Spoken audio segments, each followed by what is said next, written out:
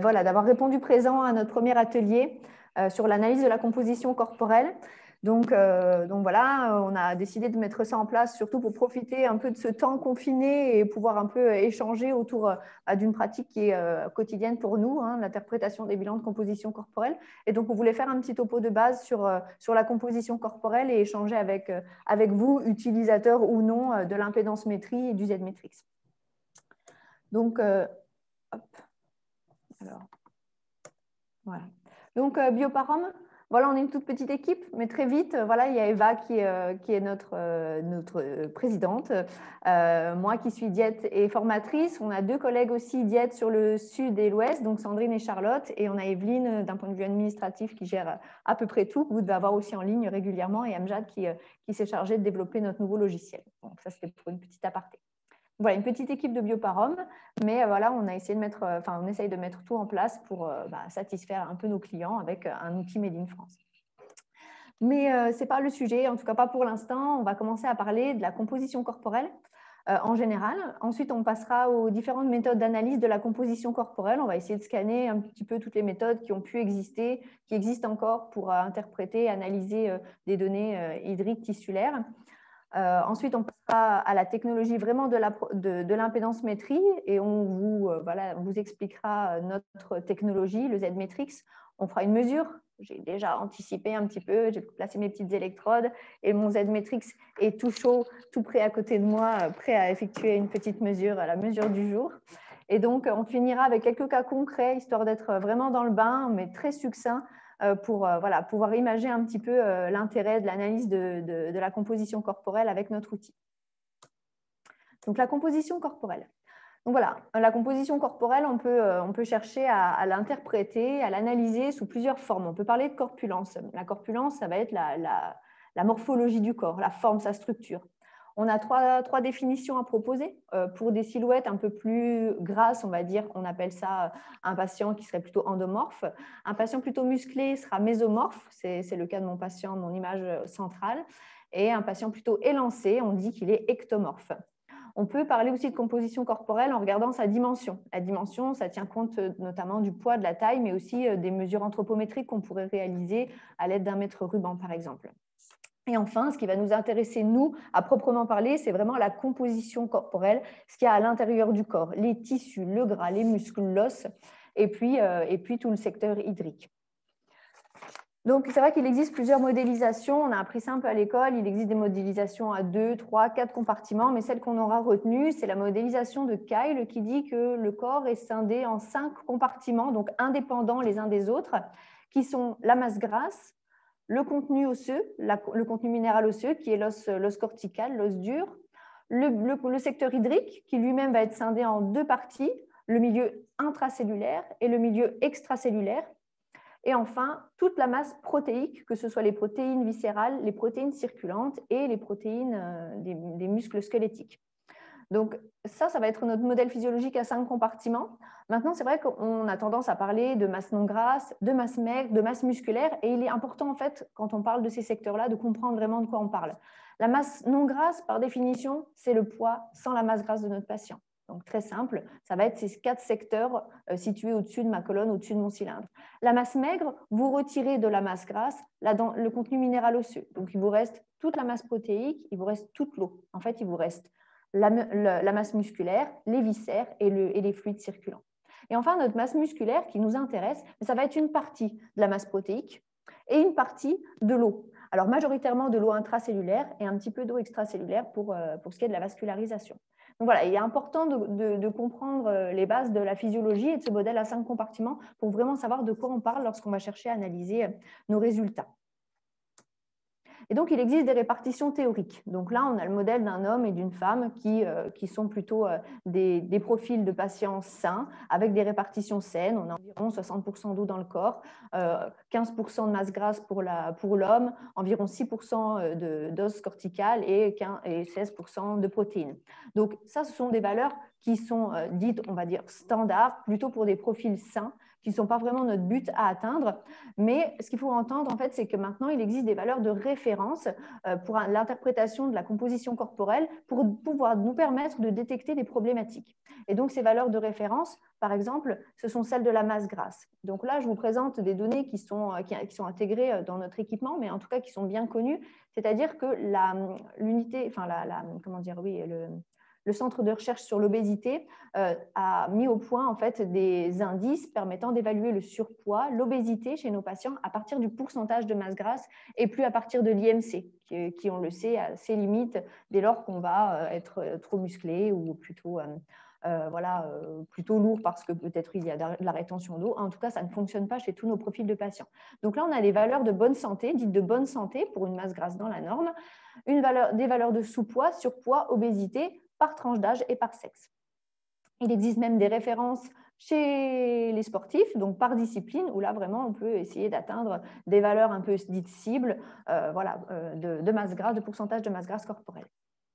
On a également depuis fin 2019, des critères qui nous permettent de diagnostiquer la sarcopénie, donc de diagnostiquer la dénutrition, mais en tout cas d'utiliser les données d'impédance-métrie pour savoir si notre patient a suffisamment de masse musculaire. Quand il n'en a pas suffisamment, on parle de sarcopénie.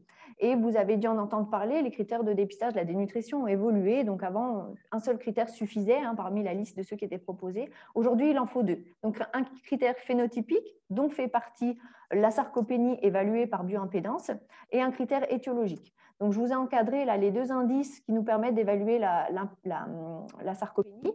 Voilà des repères par bioimpédance, donc d'index de masse musculaire, d'index de masse non grasse. En dessous de ces valeurs pour les hommes et les femmes adultes, attention, on est chez l'adulte, le patient est dit sarcopénique et si on couple ça à un critère étiologique, évidemment, le patient sera dénutré. Et donc, l'argumentaire pour le dépistage de la dénutrition, l'HAS nous dit que pour évaluer ces données par bioimpédance, il faut un dispositif multifréquence et à électrode collée. Donc, voilà, des nouveaux critères qui émergent par bioimpédance pour la diagnostiquer, donc la sarcopénie chez nos patients.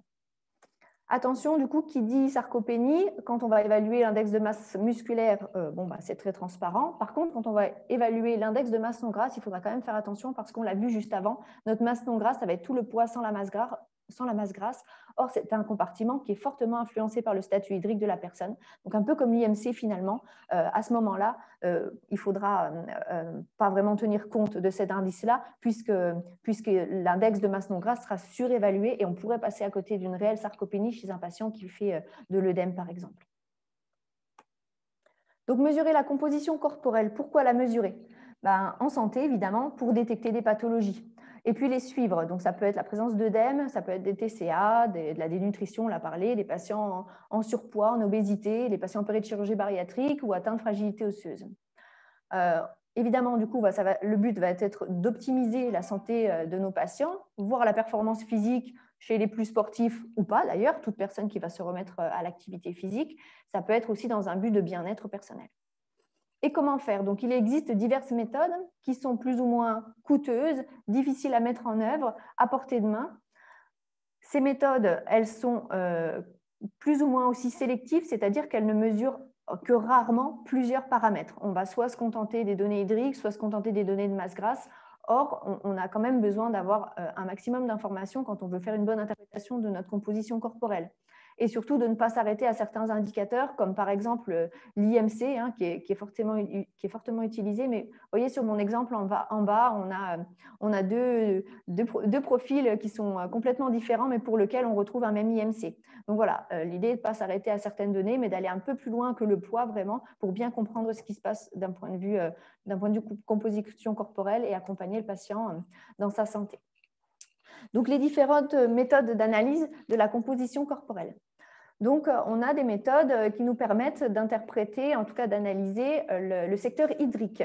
Une méthode qui est très connue, c'est la méthode de dilution isotopique, c'est-à-dire qu'on va faire prendre à un patient un verre d'eau qui contiendra en fait des marqueurs isotopiques de plus ou moins grande taille. Les marqueurs de plus grosse taille vont nous permettre vont circuler dans le milieu plutôt extracellulaire et les marqueurs de plus petite taille vont pouvoir passer la membrane cellulaire et rentrer dans le milieu intracellulaire. Et donc, on va prélever chez la personne qui aura consommé ce verre d'eau, donc à des concentrations bien connues, on va prélever des échantillons de sang, d'urine et de salive pendant plusieurs heures et on va les analyser les concentrations retrouvées et on va pouvoir en déduire les volumes d'eau qui sont présents justement et du coup en déduire les volumes d'eau, qui sont présents dans le corps du patient. Donc, c'est une méthode qui est relativement simple, qui n'est pas toxique. Par contre, voilà, il va falloir prendre des précautions importantes avant la mise en place de cette technique-là, que le sujet n'ait pas consommé de boissons, voilà, d'éléments pouvant perturber un petit peu le secteur hydrique. C'est un coût important en lien avec les dosages répétitifs et puis seulement en laboratoire, c'est-à-dire que voilà, vous ne pouvez pas du tout réaliser ce type de méthode en cabinet libéral, ça ne se fait pas du tout. Donc, voilà pour ce qui est de la méthode de dilution isotopique et on le verra, il y a quand même pas mal d'autres méthodes, notamment la méthode anthropométrique qui découle de ces données par dilution isotopique. Donc, les méthodes anthropométriques, en fait, maintenant, il existe des équations qui, à partir du poids, de la taille, de l'âge, du sexe de la personne, nous permettent d'évoluer des volumes d'eau et l'hydratation du patient. C'est développé, comme je le disais, à partir de la méthode précédente. C'est plus simple à mettre en place, mais finalement, ça va être pertinent que chez les gens qui sont sains parce que ces équations sont validées, sont reconnues plutôt chez des profils de patients normaux hydratés, on va dire. Et donc, voilà, quid de la précision de ce type de technique, vu que voilà, c'est plutôt adapté à des personnes saines, dès qu'on va sortir un petit peu de ces sentiers-là ou qu'il va y avoir des variations d'eau chez notre patient, ça va être plus difficile à interpréter. Le test du godet. Le test du godet, c'est une technique qui est pas mal utilisée plutôt à l'hôpital, mais voilà, qu'on pourrait tout à fait réaliser aussi en secteur en libéral. Donc, on va simplement appuyer sur une zone que l'on suppose avec des œdèmes, avec présence d'œdèmes, et quand l'empreinte de notre doigt persiste, c'est que c'est positif et que le patient a bien des œdèmes. Donc, c'est très simple à mettre en place. Par contre, voilà, ça ne quantifie en aucun cas l'œdème. Voilà, ça a une caractérisation plutôt locale. Ça ne renseigne ni sur l'origine, ni sur la gravité.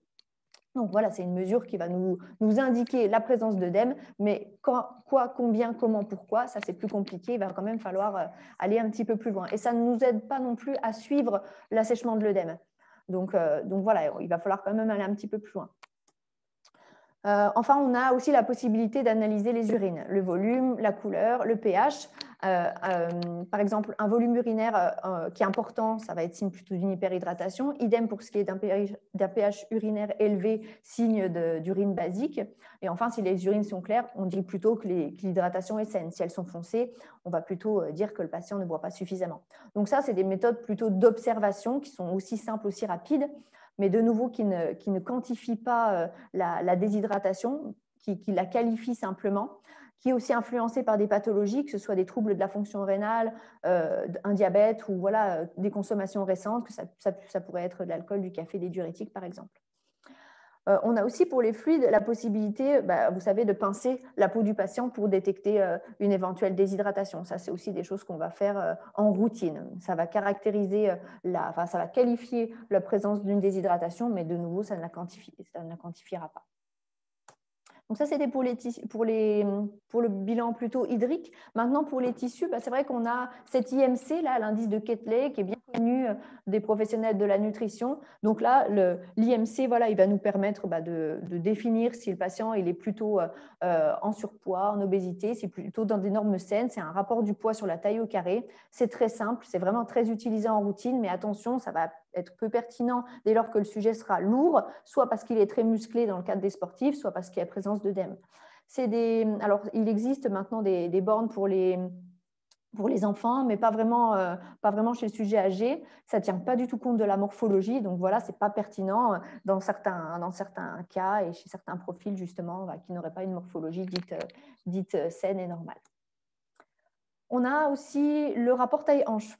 Donc voilà, avec un mètre ruban, vous mesurez le tour de taille, vous mesurez le tour de hanche et vous en faites son rapport. Ça va vous quantifier la répartition, ça va vous préciser en fait la distribution de la graisse abdominale. Par rapport au tour de taille, par rapport au tour de hanche. Si vous êtes en bonne santé, vous avez ce rapport qui est inférieur à 0,8 pour les femmes, 0,95 pour les hommes. au-delà, on va pouvoir émettre l'hypothèse d'un risque de pathologie cardiovasculaire, de syndrome métabolique. Donc, c'est de nouveau une méthode qui est plutôt simple à mettre en place, qui est assez utilisée finalement, mais qui va ne nous donner que peu d'informations. D'ailleurs, on en revient un petit peu de cette méthode et de ce rapport taille-hanche, puisque certaines études ont montré que le tour de taille seul pouvait nous donner tout autant d'informations avec de nouveaux seuils, donc inférieurs à 88 cm pour les femmes, 102 pour les hommes.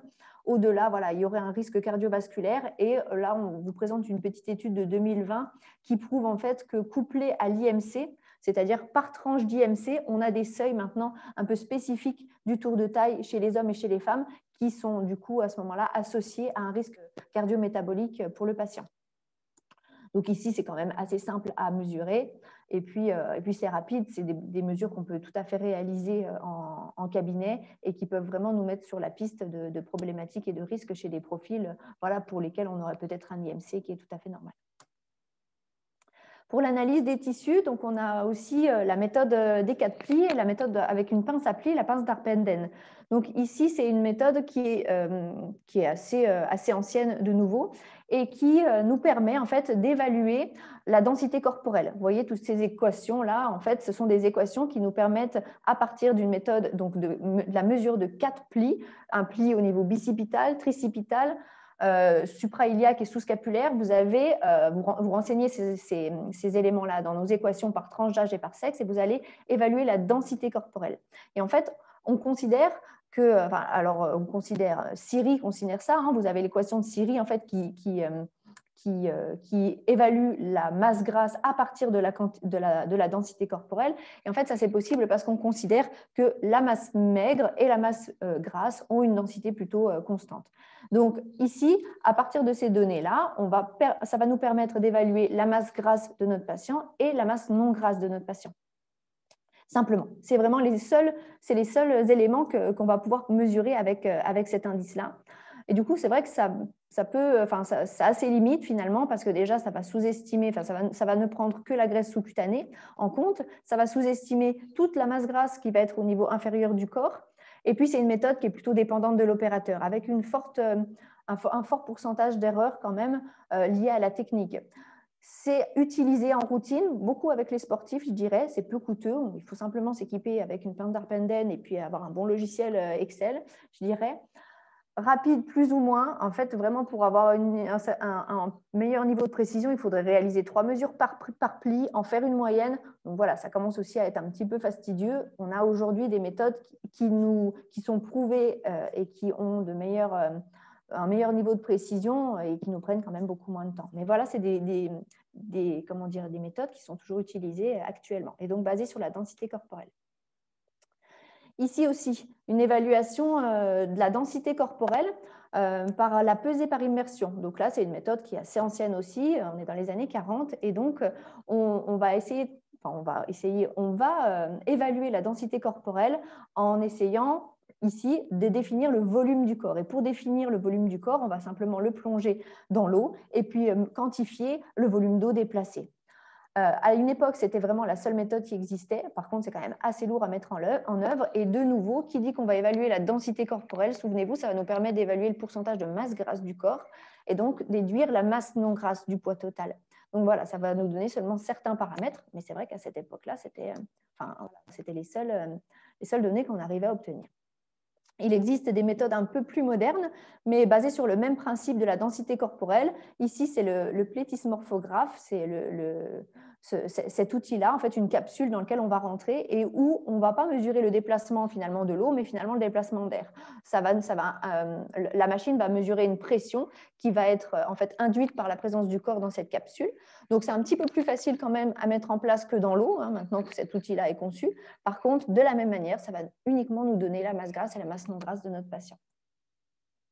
Pour l'analyse des tissus, et ici on a voulu faire un focus sur la masse musculaire, il existe aussi d'autres méthodes. On a la possibilité de doser dans les urines un acide aminé bien spécifique de la dégradation, de la dégradation musculaire, ça va être le 3-méthylhistidine, la 3-méthylhistidine. On a aussi la possibilité, avec des mesures anthropométriques, de déduire la masse musculaire. Il existe des équations, de nouveau maintenant, qui à partir de la circonférence brachiale et du pli tricipital extrapolent une donnée de composition corporelle et de masse musculaire. Et on a surtout cette coupe scan en L3, c'est assez connu aujourd'hui, on le voit beaucoup sur les congrès. Là, je vous présente 2 coupes scan, donc en fait, c'est un scanner qu'on va réaliser au niveau de la 3e lombaire. Et grâce à un traitement par coloration des tissus, on arrive en fait à regarder, à observer et analyser la composition corporelle de notre patient. Donc là, ici, il faut voir que sur ces images, le bleu va représenter la masse grasse externe, la masse grasse sous-cutanée, le jaune, la masse grasse viscérale, et le rouge, vous avez la masse musculaire. Et donc, en fait, ici, nos 2 patients ont le même IMC, de nouveau, sauf que notre premier patient, ici, est plutôt en obésité et sarcopénique, alors que le patient B, lui, est plutôt sain et plutôt dans les normes. Donc, c'est une méthode qui est tout à fait locale, hein, vraiment, pour le coup, ultra ciblée, mais ça a été prouvé, c'est représentatif du corps au global. Ici, ça va nous permettre d'analyser la graisse viscérale, donc c'est un point positif aussi. La sarcopénie, hein, puisque la coupe scan en L3, c'est un des critères qui est reconnu comme l'impédance-métrie, mais pour la définition pour l'évaluation de la masse musculaire dans le cadre du dépistage de la dénutrition. Par contre, voilà, c'est un dispositif qui a un coût. Les machines ne sont pas disponibles, en tout cas pas pour faire d'analyse de composition corporelle. Voilà, c'est des scanners. C'est souvent lors d'un scanner qu'on va en profiter pour réaliser cette analyse-là. C'est des rayons, donc forcément, ça a un risque. Et puis, il y a un besoin de découper manuellement, un découpage manuel, c'est-à-dire qu'on va essayer de quadriller en fait, les zones colorées pour essayer de les quantifier, essayer de les quadriller pour obtenir une surface et la convertir par la suite en volume et enfin en grammage pour essayer d'avoir une évaluation des masses tissulaires. Donc, c'est assez fastidieux, long à mettre en place et clairement, peut-être que vous, dans vos expériences, vous le rencontrez, mais en routine, je n'ai pas connaissance que ce soit vraiment mis en place. Et puis, le DEXA. Donc, le DEXA, c'est vraiment le gold standard pour l'analyse de la composition corporelle. C'est notre méthode de référence. Tous les équipements, les impédancemètres sont validés à partir de DEXA. Donc là, de nouveau, ça va être des rayons que l'on va faire passer. Donc, on va balayer le corps à l'aide de rayons, de niveaux d'irradiation. Et en fait, vous allez avoir un premier rayonnement qui va nous permettre de mettre en évidence le squelette de l'individu et donc le squelette versus les tissus mous et un second rayonnement qui, dans les tissus mous, va nous permettre de différencier la masse maigre de la masse grasse. Donc, ce DEXA-là nous permet vraiment d'obtenir ces 3 indicateurs, l'os, la masse grasse et la masse maigre. C'est une méthode qui est relativement simple dans le sens où le patient, lui, il a juste à être couché. Par contre, qui a ses limites aussi en termes de morphologie. Si on est trop grand, on ne peut pas réaliser. Un patient qui va être obèse, peut-être qu'il va falloir lui couper le bras et rajouter un second bras, en tout cas rajouter l'équivalent du bras mesuré. En tout cas, on est limité dans la dimension par la machine. Ça a un coût, évidemment. C'est des rayons, on l'a déjà dit, on ne peut faire que 2 mesures par an. C'est des rayons qui sont à dose infime, mais on ne va pas multiplier la mesure et en tout cas, on ne pourra pas mesurer le patient tous les mois pour son suivi.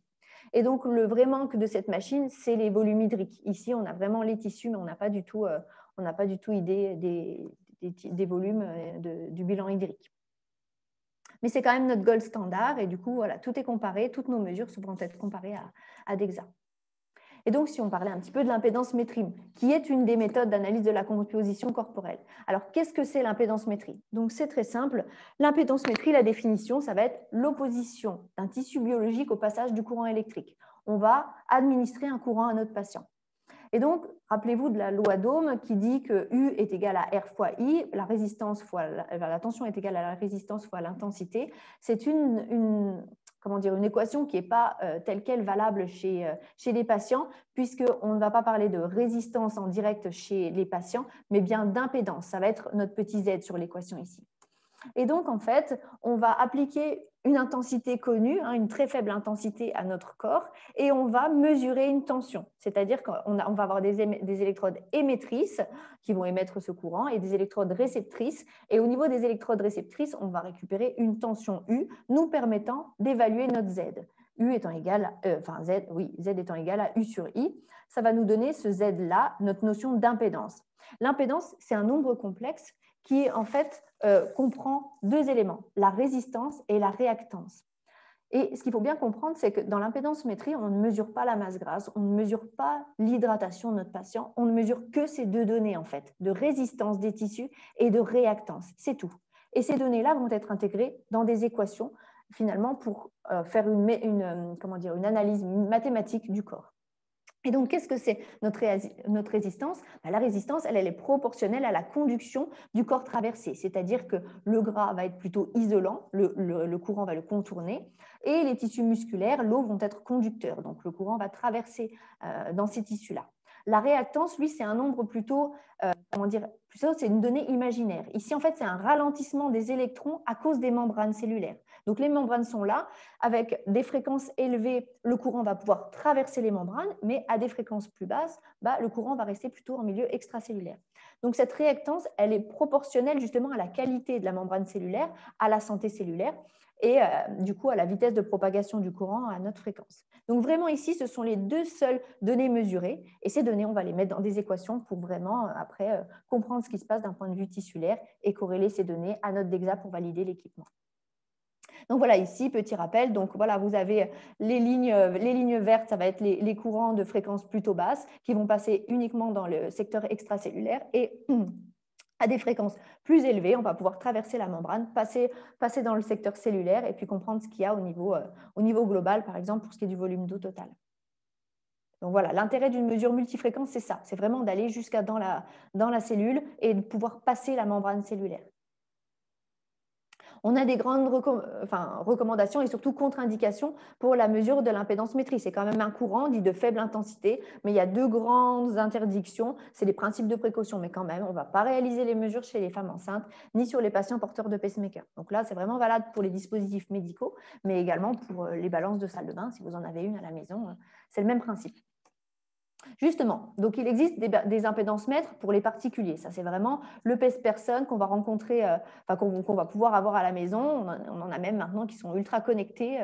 On peut suivre sa composition corporelle sur son téléphone à distance et montrer ça à tout le monde. Le pèse-personne, l'inconvénient, c'est que le courant va passer uniquement dans le bas du corps. Donc, on va faire une extrapolation du corps complet avec des données qui vont uniquement traverser le bas du corps, donc qui vont complètement sous-estimer, par exemple, la masse grasse qu'on pourrait avoir au niveau du buste. Souvent, ces dispositifs sont monofréquences. Donc, on l'a vu, on n'aura pas d'idée du tout de ce qui se passe en intracellulaire. Et puis, selon les technologies, selon les marques, il y a des abus de langage. On va parler de masse maigre alors qu'en fait, on parlera de la masse non grasse. On parlera de masse musculaire alors qu'en fait, ce sera la masse maigre. Donc, il faut vraiment avoir bien conscience de tout ça et un petit peu de valeur standard pour savoir bien interpréter les résultats. Et puis, en fait, ces dispositifs sont quand même basés sur des études et sur des équations qui nous permettent d'analyser des IMC, en tout cas des profils de patients ayant des IMC entre 18 et 25, donc qui vont plutôt bien fonctionner chez des individus plutôt sains. Mais dès lors qu'on va être dans des IMC un peu plus extrêmes, on aura des biais de mesure importants. Et enfin, ce qui est important aussi de comprendre, c'est que cette technologie-là se base sur la technologie qui est à l'origine aussi de l'impédance-métrie et qui nous permet, qui dit que la masse non grasse, la masse tissulaire, souvenez-vous, le poids hors masse grasse, est hydratée à 73%. Et de cette constante-là d'hydratation, on va évaluer, nous, les données hydriques, le bilan hydrique avec nos équations, et vous vous souvenez, nos données d'impédance et de résistance, de réactance de résistance. Donc, on va définir nos données hydriques. Et puisque notre masse non grasse est hydratée à 73%, on va pouvoir définir notre masse non grasse, déduire notre masse non grasse et déduire tous les autres secteurs, notre masse grasse, etc., etc. Donc, on dit que c'est une technologie déductive qui fonctionne bien aussi dès lors qu'on est plutôt un individu sain, avec un IMC plutôt standard et surtout normo-hydraté. Donc ça, c'est un peu limitant dès lors qu'on travaille en santé. Mais voilà, c'est la base de l'impédance-métrie. En tout cas, au départ, on utilisait beaucoup ce coefficient d'hydratation universel. Et enfin, vous avez pas mal d'impédance-mètres professionnels sur le marché. Alors, de diverses origines. Vous avez des dispositifs coréens, japonais, allemands. Il en existe des made in France. Quand on va chercher à s'équiper, il faut s'interroger. Quelles sont les validations ? À partir de quel est le niveau de précision justement par rapport à DEXA? Est-ce qu'il y a des publications qui existent qui utilisent cet outil-là? Quelles sont les populations ciblées? C'est-à-dire, est-ce qu'on va pouvoir réaliser la mesure chez l'adulte, chez le bien portant, comme on le disait juste avant, chez les enfants, chez les personnes âgées, chez les sportifs? Voilà, en fonction du profil de patients qu'on va rencontrer, nous, il faut s'interroger sur l'outil le plus adapté. Et enfin, on a des dispositifs du genre qui sont totalement basés sur cette même théorie du coefficient d'hydratation universelle dont on a parlé, qui dit que les tissus sont hydratés à 73%. Donc voilà, il faut vraiment comprendre comment ça fonctionne pour appréhender les biais. Et enfin, voilà, vous avez toutes sortes d'ergonomies. Vous pouvez mesurer les patients debout, couchés, assis. Quel est l'encombrement? Alors, dans un cabinet, il est plutôt difficile d'avoir une énorme balance, mais voilà, on peut aussi chercher un appareil portable lorsque l'on fait des domiciles. Et puis, quid de la durée de vie de certains dispositifs. Donc voilà, il faut se renseigner un petit peu sur tout ça. On a des tarifs qui vont de 100 à 18 000 € sans problème sur des impédances mètres professionnelles. Donc voilà, en fonction des besoins de chacun, on va essayer de trouver l'outil qui lui correspond le plus. Et donc, nous, Z-Metrix, donc on a mis en place depuis un peu plus de 10 ans maintenant, Bioparom a mis en place le Z-Metrix et a du coup, en tenant compte de tous les biais possibles et tous les dispositifs qui existaient sur le marché, a mis en place une technologie qui est un petit peu différente, qui est dite non déductive. Donc, on va utiliser plusieurs fréquences, 6 fréquences pour évaluer les données d'impédance. Et à partir de ces données d'impédance, nous, on a décidé de ne pas considérer un coefficient d'hydratation universel, mais bien d'évaluer les données hydriques et les données tissulaires de manière indépendante, sans les déduire les unes par rapport aux autres, si bien que quand on aura des variations du secteur hydrique, eh ben, elles ne vont pas avoir de répercussions sur nos tissus. C'est un appareil qui est ergonomique, on l'a voulu portable, il est recalibré en fait automatiquement dès lors qu'il va être lié à son logiciel. La mesure est possible en position couchée et debout. On a une double validation nous permettant ces mesures-là. C'est un appareil qui est léger.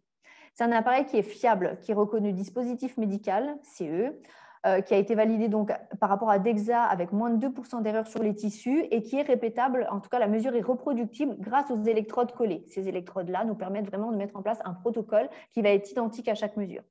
Un dispositif qui est made in France, qui est fait ici, donc Bioparom, on est de Chambéry. Et puis, du coup, voilà, on a travaillé sur une base de données multiprofil, c'est-à-dire que vous pouvez mesurer des patients à partir de 6 ans. On a une base de données chez l'adulte, évidemment, et chez la personne de plus de 65 ans. On a également une base de données chez le sportif avec un niveau intermédiaire ou un haut niveau. Et donc, chez ces différents profils, on va avoir, nous, des algorithmes propres à ces individus, donc qui nous permettent vraiment d'avoir un haut niveau de précision dans leur catégorie de personnes. Et on a également des bases de données nous permettant en fait, d'avoir des valeurs saines à comparer à la valeur patient pour pouvoir interpréter le résultat. Donc, le Z-Metrix, c'est aussi un dispositif qui est simple à utiliser. La mesure, elle est rapide. On va coller 4 électrodes sur notre patient et ça va générer un bilan automatique depuis un logiciel. Les applications sont diverses en prévention, santé, détection de pathologies et suivi de nos patients. Donc, état nutritionnel au global, dénutrition, cachexie, sarcopénie, on en a déjà parlé, surpoids, obésité, patients opérés de chirurgie bariatrique, pourquoi pas. Donc, c'est beaucoup utilisé aussi en néphrologie. Voilà, avec notre technologie, c'est vraiment l'intérêt justement quand on est plutôt déshydraté aussi, en surcharge hydrique et en dialyse. Les TCA aussi, on travaille avec les TCA et puis vous avez aussi une évaluation de l'ostéoporose, donc on va pouvoir travailler avec des personnes à risque. Et donc, les personnes qui s'équipent sont très diverses, ça peut être du secteur hospitalier aux libéraux en passant par les sportifs de haut niveau. Et là, un petit clin d'œil au cadre noir, en fait, on a développé le Z-Equin, donc on a une mesure de bioimpédance qui est possible sur l'animal. Et donc, voilà, on a aussi la possibilité de réaliser les mesures sur les chevaux et sur les vaches, sur les bovins. Quelle mise en pratique? Donc là, ce que je vous propose, c'est de faire un petit test de Z-Metrix avec le Z-Metrix. Alors, juste, je voudrais remettre ça, moi, sur le côté. Voilà.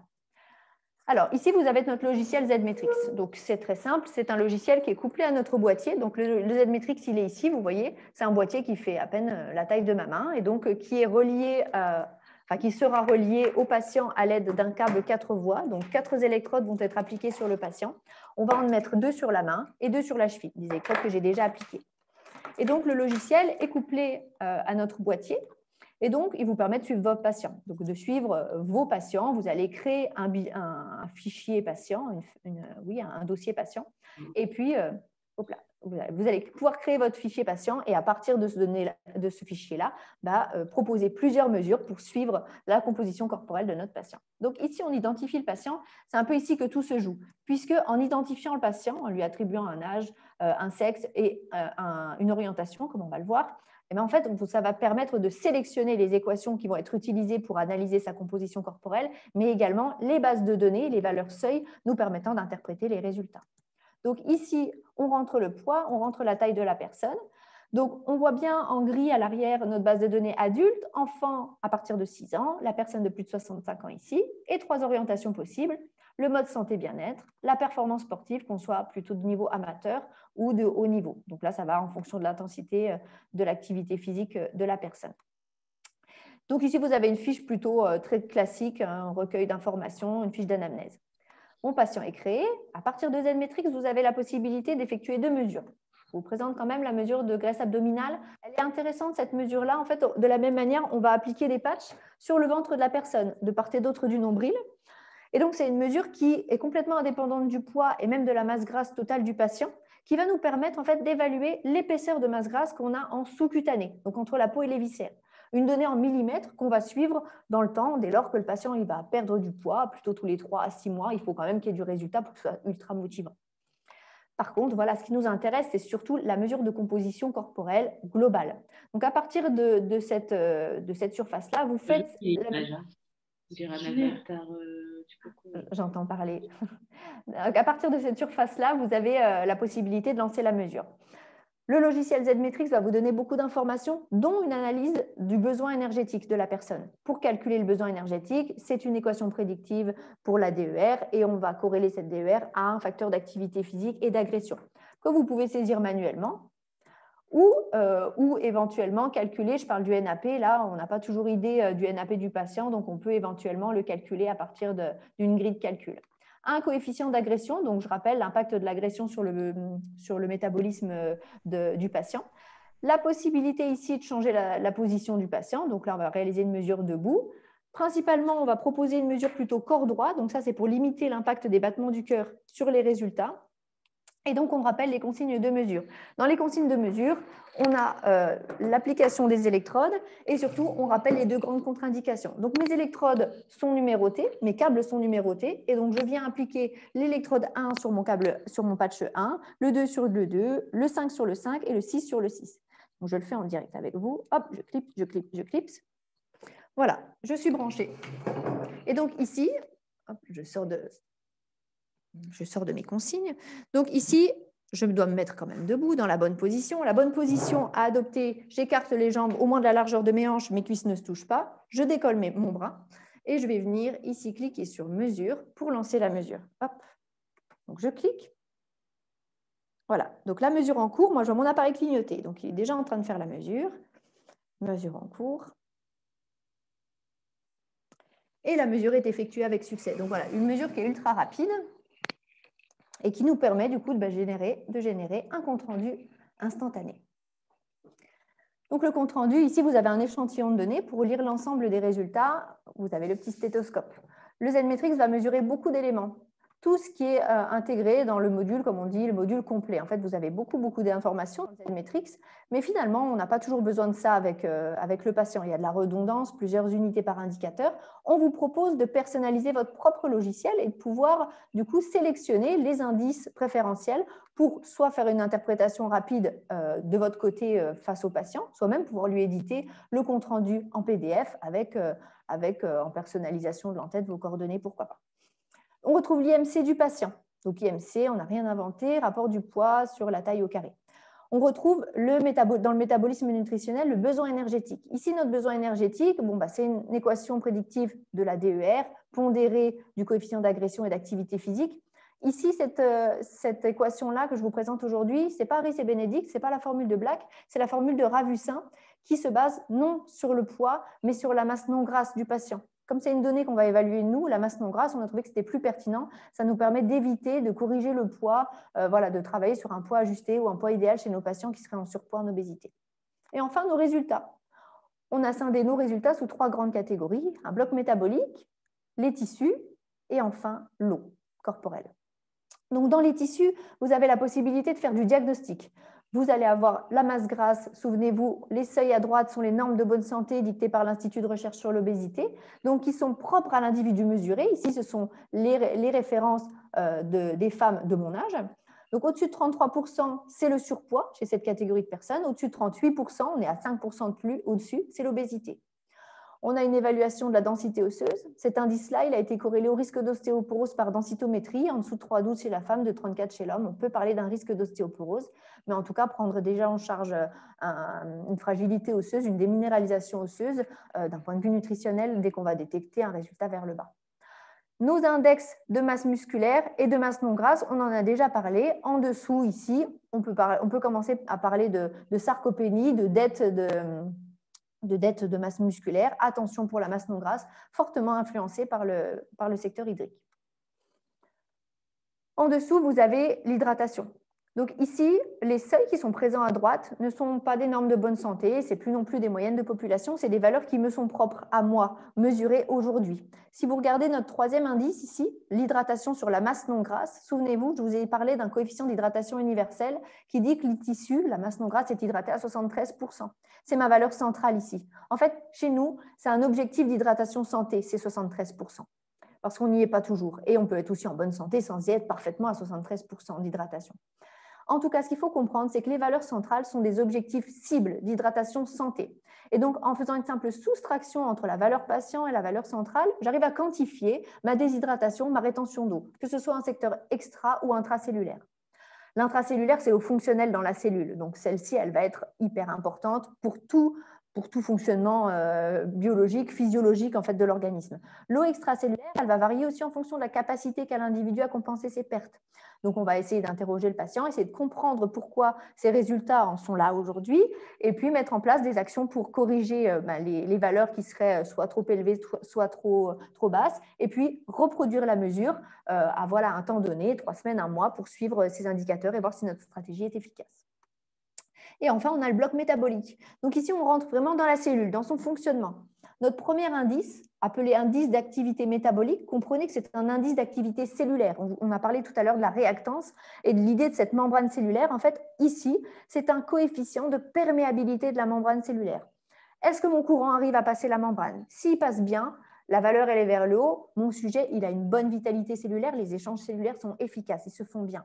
Quand la valeur est basse ou en baisse, quelque chose altère le fonctionnement de notre cellule. Vous avez 3 grands paramètres, les pathologies, le manque de sommeil, la récupération par le sommeil est hyper importante, et vous avez la nutrition, ce qui nous intéresse aussi beaucoup. Un patient qui est carencé, qui ne se nourrit pas suffisamment, ou qui pourrait améliorer aussi son équilibre nutritionnel, jouer sur la micronutrition, ici, il va être bas au départ, mais avec toutes ces stratégies, ça va monter. Et c'est un indice qui est vraiment central dans notre prise en charge, puisque le fonctionnement cellulaire est quand même à l'origine de tout. Donc, quel que soit l'objectif nutritionnel avec le patient, qu'on soit vraiment dans le cadre de la dénutrition, d'un sportif ou d'un patient obèse, l'activité cellulaire est à l'origine de tout. Notre masse cellulaire active ici, par contre, là c'est une vraie masse tissulaire.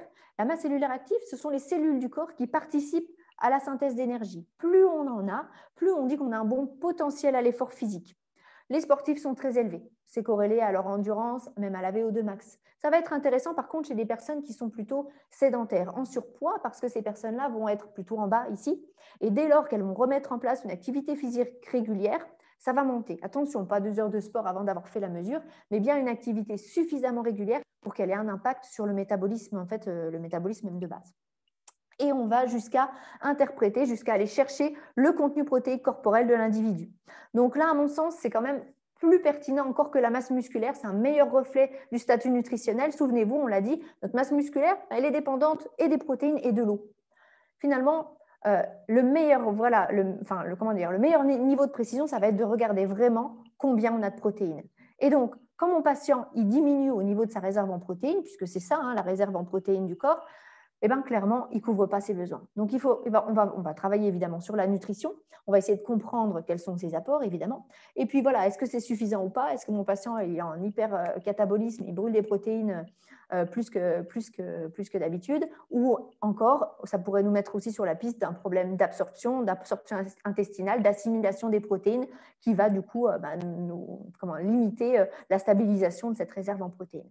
Donc voilà, on va avoir beaucoup d'informations avec le Z-Matrix, la possibilité d'exporter les données aux patients. Vous avez même des versions simplifiées avec des smileys et voilà, on sort un petit peu de ces seuils, de ces normes de bonne santé pour que le patient ait ses propres indices. Et vous avez le graphe qui va vous permettre de suivre dans le temps les indicateurs. Donc là, on n'a fait qu'une mesure, mais voilà, vous pouvez suivre les indices de votre choix dans le temps, ceux sur lesquels vous aurez travaillé avec le patient pour regarder sa progression, valoriser ce qui va bien et puis peut-être changer la stratégie pour ce qui a encore du mal à avancer.